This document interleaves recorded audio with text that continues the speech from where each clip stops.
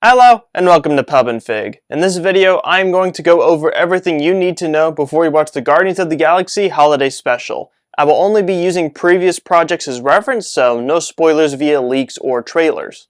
I will be using these movies as reference, but I will refer to a few others, but only for reference sake. Now, this will not be an in-depth look at the Guardians of the Galaxy as far as the history goes, just because this is a much smaller project, and Volume 3 is not that far away, so this is really just kind of going into the shallow end. And I will divide this video into two parts, one of them looking at the current group dynamics and the history of that, and then the other one just briefly, very briefly touching on each of the individual characters just to kind of see what do we know about them personality and relationally. Now, without further ado, let's review.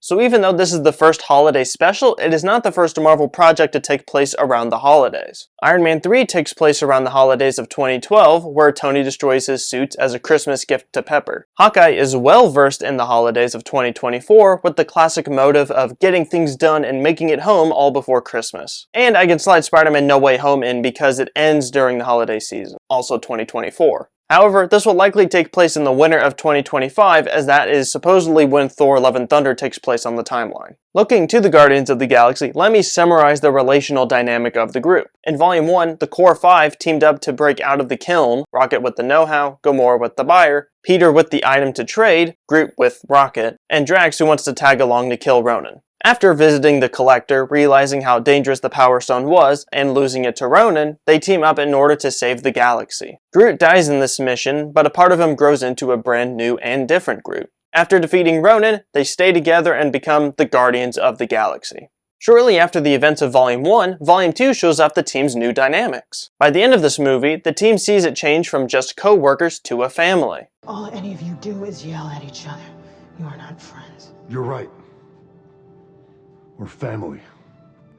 This is reflected more in the acquisition and loss of others in the team. Peter loses both his father and his father figure, having him turn to the team for support.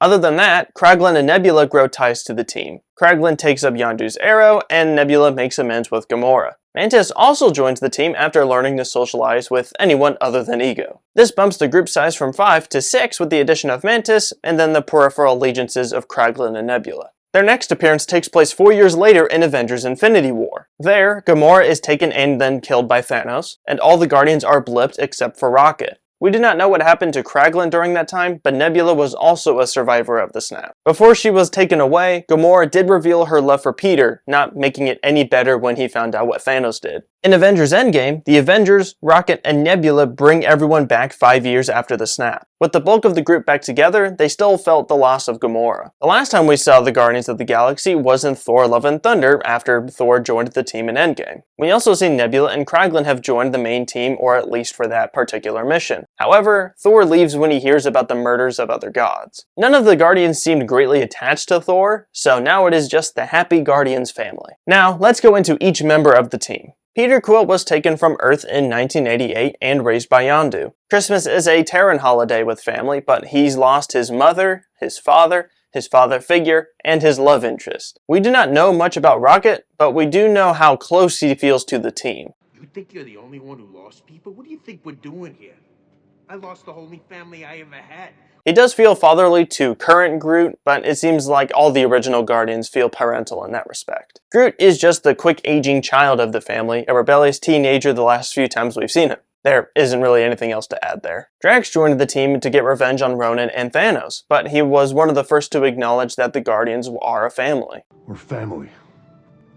Mantis was the first addition to the group, someone who could easily sympathize and literally empathize with the team. Nebula was on the periphery of the Guardians, but she has become a respected member from her turn in Volume 2 and assisting the Avengers in Endgame. How her chemistry is with the other members is not quite clear. We have not seen much of Kraglin in general, but we know he is really close to Peter due to the Ravager connection. Welcome home, Peter. What he did between Volume 2 and Endgame is completely unknown. Did he join other Ravagers? Did he dust in the blip? Whatever the case is, we can assume that he has improved with his skills on Yondu's arrow.